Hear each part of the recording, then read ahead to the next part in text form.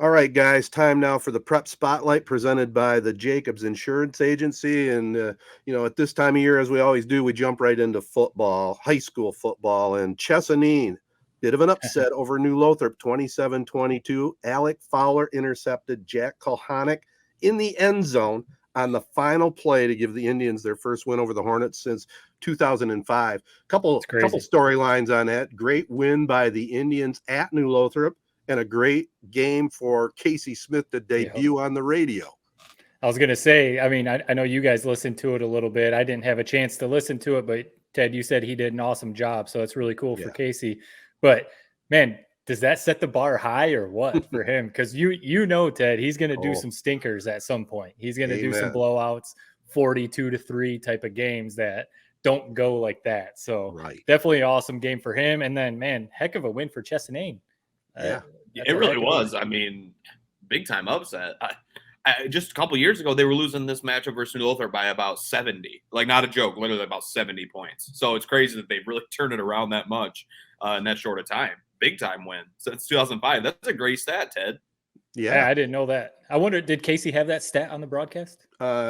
I can't remember if he did or didn't. I'll have to grade him down for that if he didn't. I will say, even on top of that, how impressive it was, Chesaning lost at home to Bath the previous week. So this was a huge win for the Indians.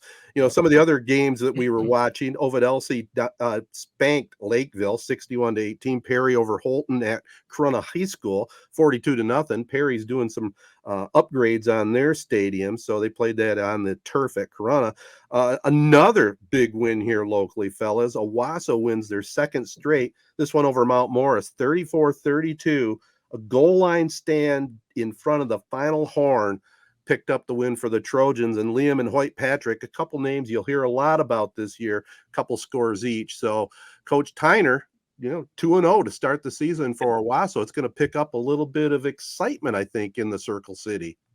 Hey, they haven't, we've said it before in the podcast, they've been down for a little while. So whether they're sneaking by teams or whatever, winning games, positive energy is good for a program. You start winning games, kids are going to be excited to go out and play. And I know they've got Clio coming up, right? I think that's their next game. And Clio lost to Mount Morris, I think 7-0. So, if you look at common opponents, you can look at it that way. Owasso might be looking at a 3-0 record. It's kind of crazy. Yeah. I wanted to mention before you jump in, Jared, Ted, you brought up Perry. So Perry, they blew out Holton 42-0. My nephews play for Perry. One nephew, Brady, is a junior. One's a freshman. So Perry doesn't have a JV team right now. So all the kids are on varsity. Right. But my nephew, Brady, he's a wide receiver and cornerback. I got to give him a shout out. He scored his first varsity touchdown in that game. All right. So really cool for him, but also cool because, like you said, it was on Corunna's field. So it was where I played and where I was, scoring some touchdowns. But yeah, cool to see Perry pick up that big win. And my nephew Brady scores first touchdown.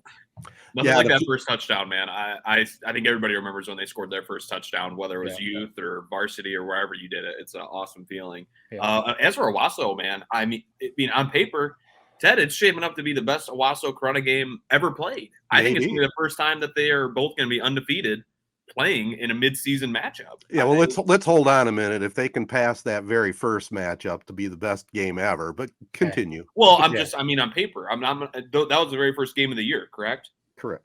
Yeah, it's just this is, a 3-0 Owasso versus a 3-0 Corunna. Yeah, you're right. The town should be out for that one, as they say. Yep. At Wilman Field too, right? So at Wilman Field, we're talking about. Like you said, two undefeated teams. Owasso on the uptick, obviously Corunna with, legitimate state title aspirations. That's a heck of a game right there. Is Tyner, who has done the more impressive job? Deion Sanders or Coach Tyner? Where did this influx of talent, a program that hasn't won a game in like 10 years, all of a sudden they're undefeated, making a quest for the playoffs? What a turnaround. Where's the transfer portal results when you need them? It's those new helmets. It's the new helmets, yeah, and the new attitude for sure. He's doing a great job over there. You did bring up Corunna. They pitched their second straight shutout, 38-0 over Pinckney. What a nice facility there at Pinckney, by the way. But Wyatt Bauer got his first interception of the year. That's his 10th in the career. He's gonna get the all-time record. There's no question about it in my mind. That single season record, though, that single season record is going to be tough to beat. That's going to be a tougher one, but he'll get the career record for sure. But I did see good again. Yeah, I know you were there live tweeting. Appreciate your work there on the sidelines. That's my new calling. Yeah, I mean, honestly, it'd be fun, especially doing a Corunna game. That is fun. It is. But yeah, Corunna looking impressive. We've been talking about them all year, all off season. And I saw our friend Goose Poop tweeted out something. Corunna is one of 13 teams left in the state yet to give up a point, defensively. That's pretty impressive. There's a lot. I mean, I know it's only been 2 games, but of all the schools in the whole state, 13 are left that haven't given up a point, and Corunna is one of them. So when is that going to come? I don't know.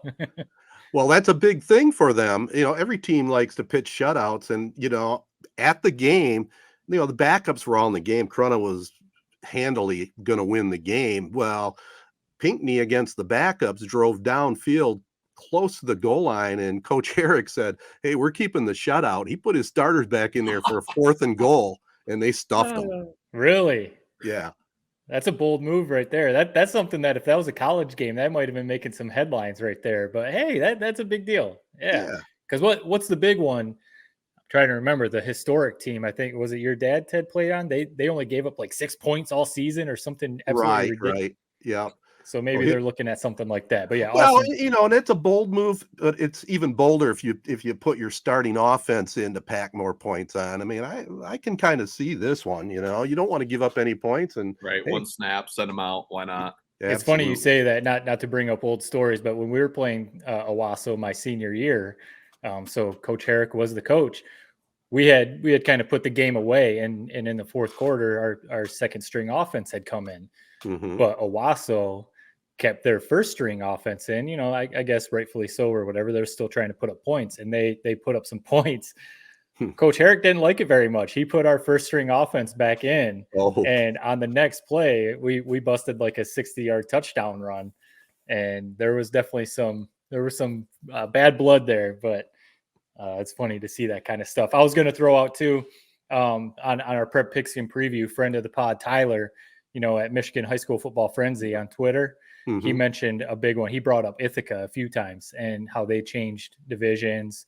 Right. And he had tossed out also Standish Sterling. And I saw him tweet out that Ithaca beat Standish Sterling last week. And he said it was a huge win for them. So Ithaca is just one of those programs. It just seems like, I mean, you guys definitely know, they just kind of just keep rolling. Yeah. And in Division 8, watch out, because that could be tough. One final football score of note: Langsburg, they opened up the season with a win against Durand, and they're 2-0 now after down in Kelloggsville 35-7. But I got to throw a little love out for our runners out there. Cross country, Langsburg girls won the cross country Corunna Early Bird Invitational in the small school division. Emily Rathka, first place runner for that, and Owasso girls took second in the large school division. And in soccer, Chesaning won the Durand Railroader Crossing Invitational. So we'll mix it up a little bit every week here in the fall. But I wanted to throw the running stat out there because coming up next on the spotlight, Noah Jacobs, one of the premier runners in the state of Michigan, participated in the Marquette Marathon. And we'll talk to him a little bit about that right after this. Jacobs Insurance Agency has served Shiawassee County and the surrounding areas since 1977. Just like 3 Point Podcasts, we've had 3 generations: Gary Jacobs Sr., Gary Jacobs II, Brian Jacobs, and myself, Noah Jacobs, serving our community with offices in Waterford and Owasso on M21, just west of Home Depot.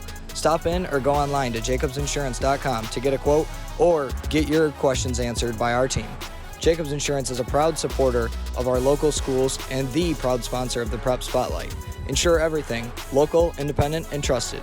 It's our family working together to protect yours. That's the Jacobs way. All right, we now welcome special guest and sponsor, Noah Jacobs of Jacobs Insurance. Recently just won the Marquette Marathon just what an accomplishment. First off, won it in 2 hours and 34 minutes.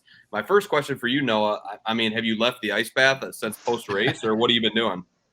Yeah, honestly, my body's been pretty sore. It feels like a different group of muscles is picking its turn each day to be sore, to be a bother. But it's kind of slowly gotten a little bit better. My hamstrings and quads were the worst for the start of the after the math. My knees really did not like walking downhill downstairs. That was terrible for the first day or two, but slowly kind of getting back into it. And everything I've heard from other people is you kind of have to just do normal things. Obviously you can be lazy, but you have to still kind of try and walk around and take care of little light things without overdoing it. Otherwise your body's never going to recoup. So I have not gotten in an ice bath. That sounds like a terrible idea. I'm just taking a few days off here to let my body kind of get it back together, and hopefully this weekend start doing a little bit of light physical activity again. So you've been running your whole life, obviously, and you're one of the best ever to do it at Corunna. And you obviously look at your jacket there. You're still repping the Badgers. You went to Wisconsin and ran over there. So you've been doing this your whole life. But I'm just curious, all of us go through a stage where you start getting a little older. If you're playing intramural sports or you're trying to play pickup basketball or something like that, you start seeing father time. How have you adjusted? You can't, like you're just talking about, your body recovering is probably different than when you were 18, 20 years old. How have you adjusted to running a marathon? Like when I go and play pickup basketball, I'm sore for like a few days. So like, I'm just, it's amazing, that you can still do that at this age. Not that you're old or anything. It's kind of unique because racing like a mile versus a marathon is so different, because in a mile, almost the whole time you're kind of on that line of being out of control and really pushing yourself to the limit. And you're getting every ounce in a 4 minute and 30 second or 5 minute period of time you can out of yourself. Whereas in a marathon, you're trying to spread it out so long. So while you're in it, like your muscles get tight and tired and you're not worried about what's going to happen afterwards. In general training, I don't train quite as fast as I used to. And I wouldn't say that I train as hard as I used to, especially to get prepared for a marathon. I know it'll sound kind of silly, but like I was training to run 6 minute pace for a marathon. That was kind of the goal. Whereas when I was in college, we were training to do 5 or 6 mile races at 5 flat pace. So my body was used to running a lot harder for shorter periods of time, where I never really felt out of control. You get really tired, your legs get really heavy, like it gets really difficult and you're not really able to change gears the same way. But for that early part of a marathon and in training, it's a lot easier to bounce back at some of the slower paces that kind of I was doing. My workouts weren't really like super high heart rate per se, where your body's going to be really struggling for the next few days. You're not dealing with lactic acid the same way. Whereas, when I go do open gym runs with the Corunna high school boys, my brother's a sophomore, like I'm a little bit sore after that too. That's a similar thing, but I feel like my body's just so trained to running that I'm not as worried about, I've felt the tightnesses and being sore and little things afterwards as well. You're kind of like Tony Horton, where you never really went out of shape. A lot of people do after school. So you almost don't even, you're not even in the same wavelength. As for the race, you always hear about the wall. And one, how nervous were you heading into the race? Just about running a marathon. It sounds terrifying. I can't even compute it in my brain. But when did you hit that wall during the race on Saturday? So I was really nervous heading in, as you alluded to, because it's just unfamiliar territory. It's completely uncharted. I had no idea at mile 18, 20, 22, what my body was going to feel like. And everybody talks about that wall. And I think the one thing with running a marathon is, like, if you're in a sprint race with somebody and you just can't go with them, but that race is going to be over in 20 seconds. Where this, like, when you hit that wall, you might have 30 more minutes that you're just trying to will your body to the finish line. So I respected the marathon. I was definitely like afraid of it, but I knew I could do it. The worst for me was probably around mile 20. That was still like far enough to go where you can kind of beat yourself up mentally. You just spend so much time in your own head when you're out there running. And I kind of started to get a little bit tighter and heavier. I ran really well through about 17 miles. I felt like my pace was really good. I was doing a good job just being comfortable in a rhythm. And at 20, I kind of started to really feel some effects of fatigue and was like, oh, this could be a long last 6 miles. This could be really strugglesome point. But kind of the cool thing for me was once I got to, so I know, and maybe we'll talk about it a little bit in a second, but I know I won the marathon, but I passed the guy that I thought was in second a little bit after mile 22. And that was kind of like a little boost of like, okay, cool. Like I'm still like picking people off. The guy that was in first had like dropped out. Like his body, like he went too hard too early or whatever it is. His body like shut down and he stopped at mile 20. I had no idea. So I was in third place, or what I thought was third place. I passed the guy to thinking I'm going into second, and it kind of gave me a little like, okay, cool. Like you're doing better than that guy. You feel pretty decent. Like you're still kind of holding on to your pace goal. And it wasn't until just before 25, I heard somebody at like an aid station, a water station say like, that's the marathon leader. And I had to do like a double take, was like, is there somebody else here? What is going on? So that's another boost for you right there, probably. Right. Oh, yeah. Right. So when I hit mile 25, I kind of smiled. I was like, I'm going to actually finish. Like, even if I have to walk, I'm a mile away. Yeah. I can finish the marathon. And my brother, Ben, was at 25 and a half, maybe a little bit over a half mile to go. And I saw him and I ran by and I said, am I in the lead? And he said, yeah, you're winning. And I just, from that moment on, it was just kind of like euphoric. So it sounds like you weren't even in that rough a shape. I mean, sorry to cut you out, but it sounds like you weren't even, you're still talking with half mile to go. It sounds like you were just fine. Yeah, I was, well, by the time your mind like convinces yourself too that you can, running is just so mental, right? Yeah. It's not football, Jared trying to run a guy over to get a first down. Like there's nothing stopping you but you. And obviously sometimes like your body can't do it, whatever it is, but I was in pretty good control the whole way. Like I felt like I knew where my body was at, what I was doing. I was pretty particular about like fuel intake, like getting calories in me and water and Gatorade during the marathon. I felt like I did a really good job to prepare myself to not hit that wall. So for like the true wall, I never hit it. Like It got harder. There were like levels of like, I don't know, maybe it was like stairs where you kind of had to like take a couple extra steps up to get back to where you thought was the same, but I never hit a wall that really tried to push back on me. Yeah.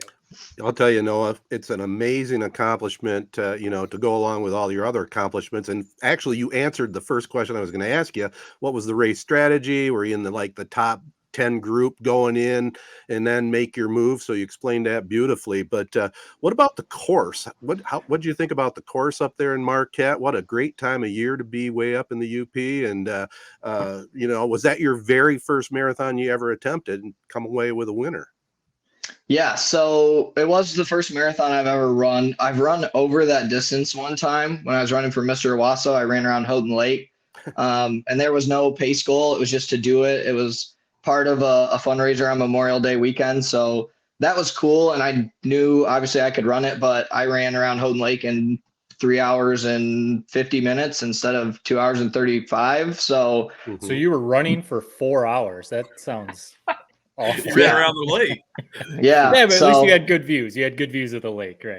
Right. But the course was really cool. So we started along, I can't remember what the name of the trail is, but you start in Ishpeming, which is basically 15 miles away from Lake Superior and Marquette. And you run that trail all the way down to the lake. And the trail was, it wasn't like running the Fred Meyer Clinton trail in Owasso and you pass through Ovid. Like you're passing through little like old mine areas and cool lakes. And it was really neat running through that, getting down to Lake Superior into Marquette.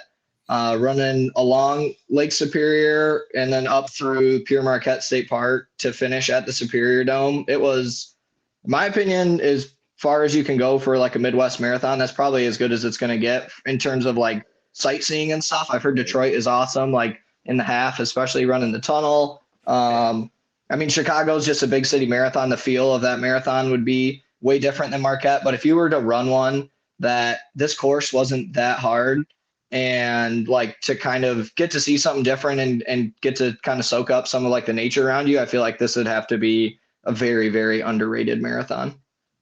I cut you off earlier, but you were going into what it felt like when you crossed the finish line. What did that moment feel like? You said it was basically euphoric. Yeah,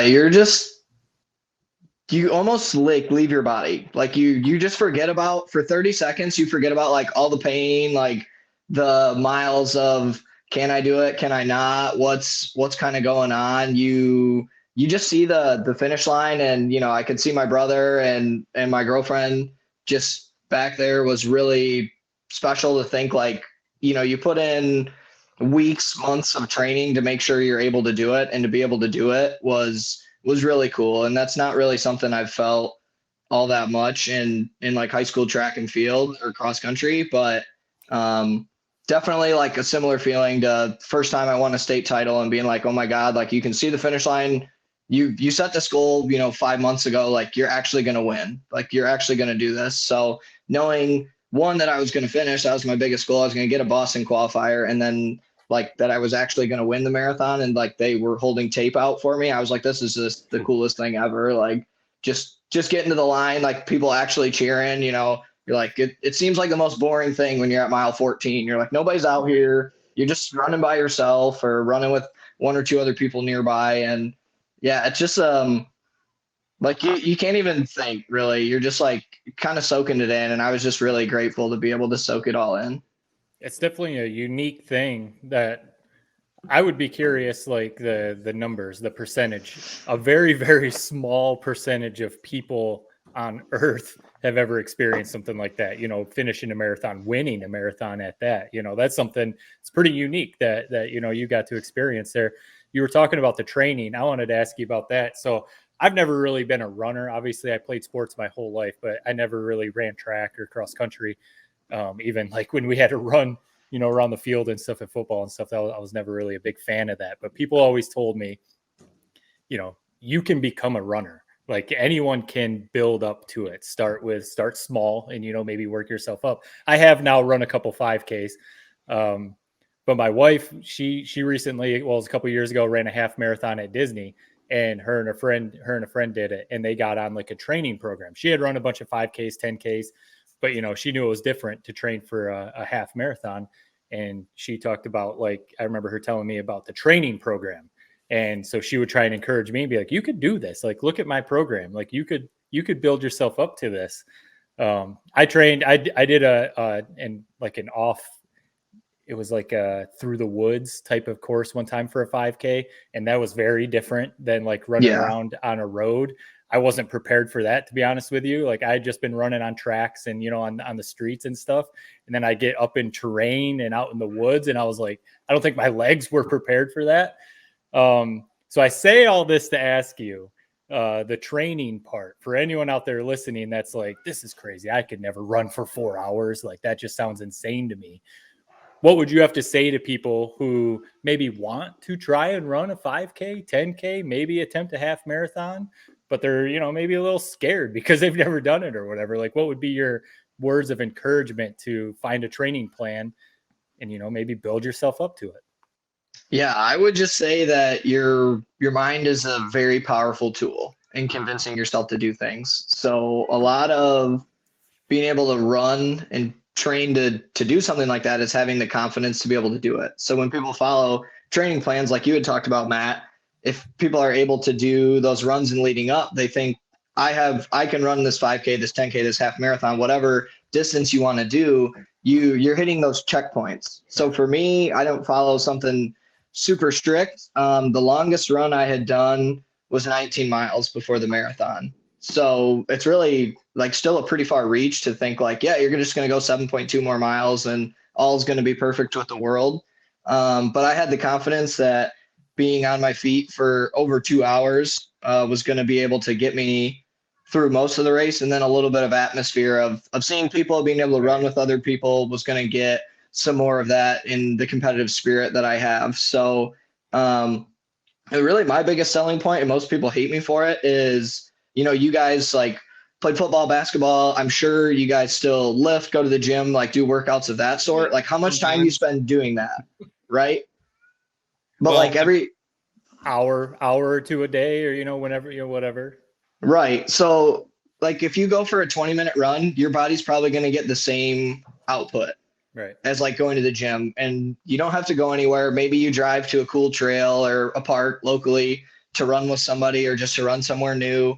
But running is really a very quick fix to fitness. Like your heart rate gets up, and naturally your body tries to lose weight when it's running and like training enough because it's trying to become more efficient. So it wants to be a little bit lighter. So if you're trying to put on a bunch of muscle and win a bodybuilder's contest, I wouldn't tell you to go train for a half marathon. It's probably not your best idea. But if you're just looking to stay in pretty good shape, like running, biking, just that general cardio of getting your heart rate up and being able to do something that way versus going to the gym and following a super specific arm day to leg day to how much core am I doing, how much time am I spending, I think even just walking, like I'm a huge proponent of, I felt that just walking and playing golf, like if you carry your bag or you just walk, like you're just standing on your feet for 2 hours. Like there's something to be said for using your body to have to hold its own weight and to continue moving around physically. So if you wanted to train to do something, like whatever it is, just make yourself comfortable with it, pick a plan, find your own little bits of confidence to do whatever it is you want to do. And I feel like that goes to any sport, but for running especially, is just build yourself up, not just physically, but mentally, to think I can do this. Like I'm excited to go do something and kind of chase whatever that goal is, even if just finish, if it's a time, just to give yourself something to shoot for. I always feel like makes it way easier too. How many months would it take you to get Ted prepped for a marathon? I gotta get off the couch first. You know your stuff. If you were training them, how long would it take? So just for Ted to finish a marathon, I think probably if Ted wanted to do like an early spring marathon, like if he wanted to do something in like May, I bet he could do it. I mean, It wouldn't be the prettiest thing, but if he just started and every day was, even right now, it's like, okay, 5 days a week, you're going to run and walk. And you're going to go on minute intervals. Like at some point you get into more. Now, I'm not saying Ted is going to set the world on fire or he's going to run every step. Like you're going to get your water stops and get to drink water. But like Ted could finish a marathon, assuming his body didn't get hurt during training, in probably 7 or 8 months. Like a UFC fighter, he's got to pull out. He'd first have to go to Memorial Healthcare and get himself a couple new knees. Yeah. Hey, at least I got one artificial hip. Hey, let's let you out of here. No, I got a question. It kind of got hidden a little bit, but man, you qualified for the Boston Marathon. So what about that? When is it? What are your plans? Just about the Boston Marathon, being able to run that's incredible. It was the ultimate goal of running in Marquette, was to get a Boston qualifier. I wanted to do it while I was younger, like one day, hopefully have a family, hope to be able to like take over my dad's business and Jacob's Insurance and be able to be very involved and family oriented. I've always been like that. I love our community in Corunna and Owasso. So to be able to go while I'm 24, I have a dog, my girlfriend's away at school right now, and to train enough to feel confident to do it. And I've got a couple of friends who are either already have or are planning to run Boston as well again. So to go out there and kind of make a trip of it, I'm just really excited to experience it. Like I'd love to see a Red Sox game, just to do some touristy stuff like the day or two after, and to kind of just soak in Boston. And I mean, that's probably the biggest touristy marathon in the world. Like it's more difficult than the one we just ran, but it's, everybody knows about the Boston Marathon. Yeah. Like everybody's heard of it. It's a big deal if an American wins. Like if you win the Boston Marathon, it'll change your career as a runner. I'm not going out there to win. I'm probably going to take it less seriously than I took Marquette, because it's just so hard to train by yourself in the winter in Corunna, Owasso, Michigan. But still, to go out and to try and run well and have some fun and experience it, I'm really, really excited about the opportunity to go out to Boston. It's usually the second Monday of April. I'm sorry. It's like right when the Red Sox season starts. They always have an 11 o'clock game on that Monday. Yep. So it's a big ordeal, and I'm hoping to be, one of the little fanboys of the Boston Marathon and just to get to soak it all up. That's what I want to do. Well, we look forward to talking with you, I'm sure before that, but after the marathon, get your perspective on actually being a part of it. Noah, before we let you go, I know you guys are part of our sponsor group here, the Prep Spotlight. Tell us the best way to follow you and best spot to get insurance, obviously. The best way to follow me is you can follow me on X. I still feel like it's Twitter, Facebook, Instagram. Noah Jacobs, like Noah_Jacobs22 has been my tag since probably 7th grade. And Jacobs Insurance, I'm not like a huge like salesman in terms of pushing and numbers and stuff. I just appreciate the stuff that you guys do. And I think that once you are able to contact us with any questions, with any help you might need, you'll see kind of our service and ability to feel like you're a part of our team, our family speaks for itself. So you can find us on our website, jacobsinsurance.com. You can check out our Facebook page. You can just find me on social media and shoot me a DM. Like, I'm very casual about it and trying to help the next day when I get in the office. So I've learned a lot from my dad and my uncle, both other Corunna graduates as well. Very proud to stay in the community, and hopefully, if you ever need anything insurance wise, you can figure out how to find me via our website, via an email, and I'd be happy to help. Be more than willing just to talk to you and see what the situation is, and if we can help, it's always a big win. Can you help Ted with his Spectrum debacle? Is that something you can help with, or is that not part of your? No, I've heard quite a bit about it, but I can't help Ted with that one, unfortunately. We will be hearing more about it in this podcast later. Absolutely. I'm very excited to listen to the podcast and not to hear my own voice, but to hear about Ted's Spectrum debacle, because I've heard within our office that is going on as well. Yeah. All right, Noah, appreciate the time, and we'll catch up with you down the road, and definitely appreciate the sponsorship. We'll talk to you later. Thank you guys very much. I appreciate it.